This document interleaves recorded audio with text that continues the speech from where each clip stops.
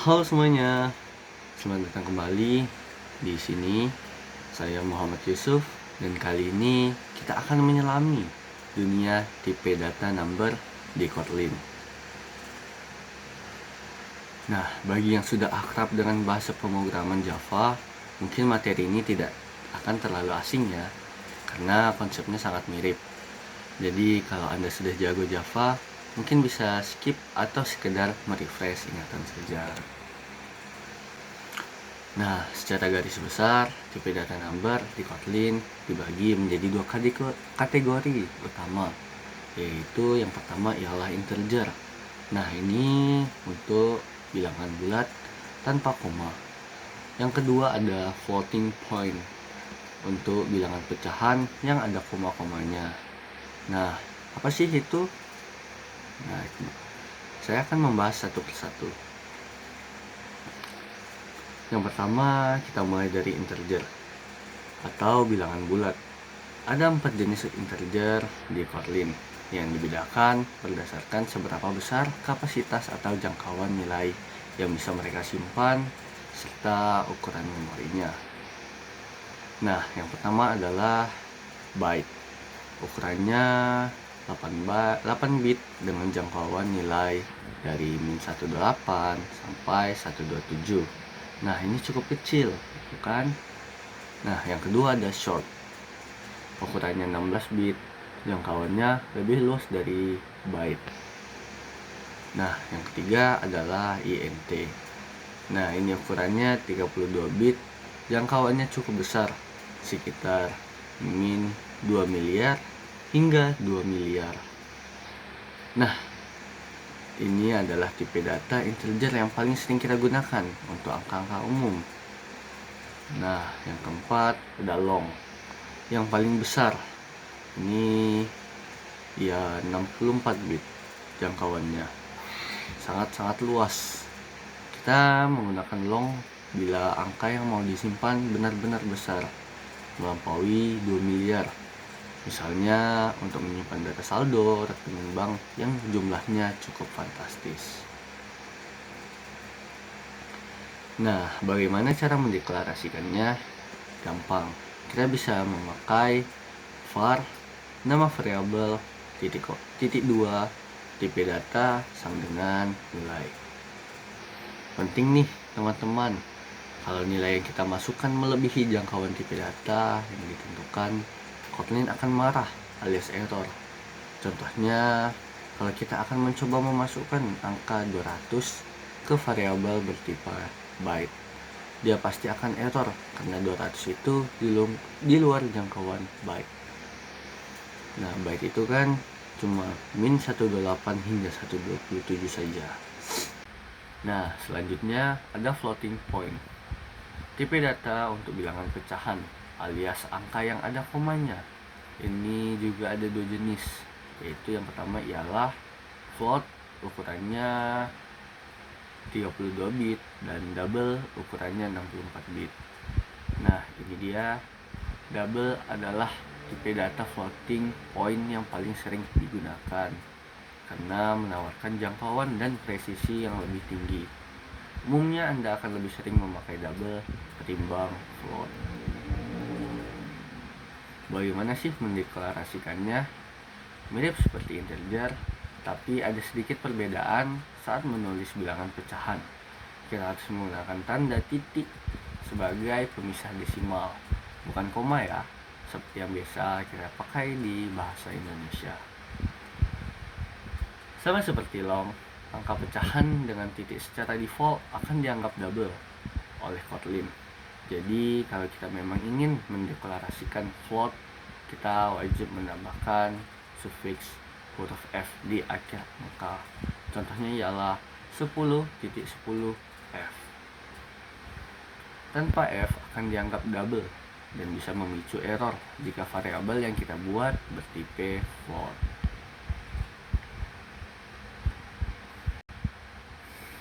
Kotlin itu fleksibel banget loh dalam menerima format angka.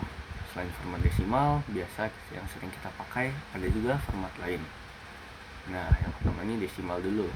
Ini format standar, tinggal tulis angkanya saja. contohnya 100. Nah, yang kedua ada hexadesimal. Ini digunakan untuk representasi angka berbasis 16. Kita pakai prefix 0x di depannya. Contohnya 0xFF. Nah, ini juga setara dengan 255 dalam bentuk desimal. Biasanya dipakai di warna atau konfigurasi rendah. Nah, yang ketiga ada binary. Untuk angka berbasis 2 hanya 0 dan 1. Kita memakai refleks 0B di depannya. Contohnya 0B 10 10 10 10 10. Nah, ini juga setara dengan 170 desimal. Ini cocok banget untuk operasi bitwise. Nah, mari kita coba ya yang bagian binary. Contohnya ialah kita akan membuat deklarasi binary. Itu nilai binary titik 2 int sama dengan 0b 10 10 10. Nah, nilai binary dalam desimal yang akan keluar outputnya ialah 170. Nah, fitur satu ini sederhana tapi sangat membantu, yaitu penggunaan underscore atau garis bawah di dalam angka. Ini tidak memiliki efek fungsional pada nilai angka yang sama sekali. Fungsinya cuma satu, yaitu sebagai separator, yaitu untuk mempermudah kita membaca angka yang sangat panjang. Bayangkan aja angka 9 miliar tanpa underscore. Susah kan kita membacanya dengan cepat. Nah, bila kita tulis 9 underscore 000 underscore 000 dan underscore 000, jauh lebih mudah dibaca dan langsung tahu itu kalau itu ialah 9 miliar. Nah, itu juga sangat membantu untuk angka-angka besar seperti saldo, populasi, ataupun ID.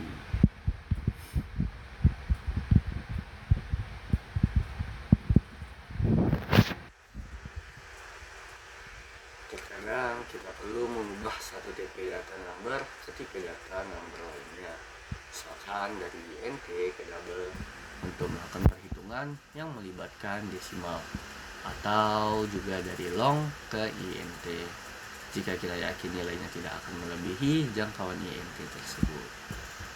Nah, Kotlin juga menyediakan fungsi bawaan yang sangat mudah untuk konversi ini. Cukup panggil saja variabel angka Anda, lalu gunakan titik diikuti dengan fungsi to tipe data buka kurung tutup kurung. Yang diinginkan contohnya misalkan yang pertama nih adalah angka titik to byte, angka titik to short,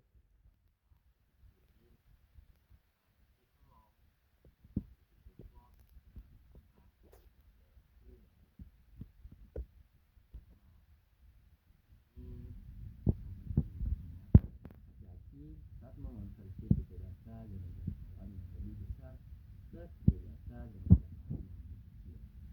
Misalkan dari long ke int. Nah, ini ada export input perform.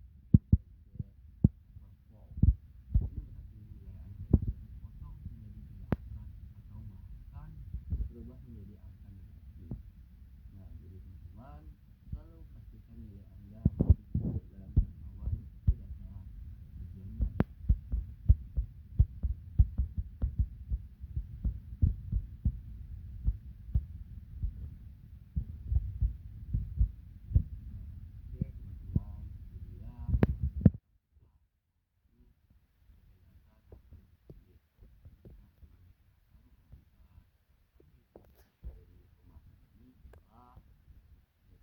Memiliki banyak macam-macam, yaitu yang pertama adalah byte, short, int, long, dan yang kedua ada floating point.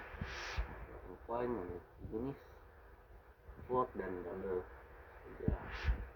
Nah, kita juga sudah belajar mengenai cara deklarasi penggunaan sufiks L dan R, pengertian cara angka, desimal, hexadesimal, binary, underscore sebagai pemisah untuk melakukan kemudahan membaca, dan yang tak kalah penting cara konversi antar tipe data number dengan hati-hati terhadap integer overflow.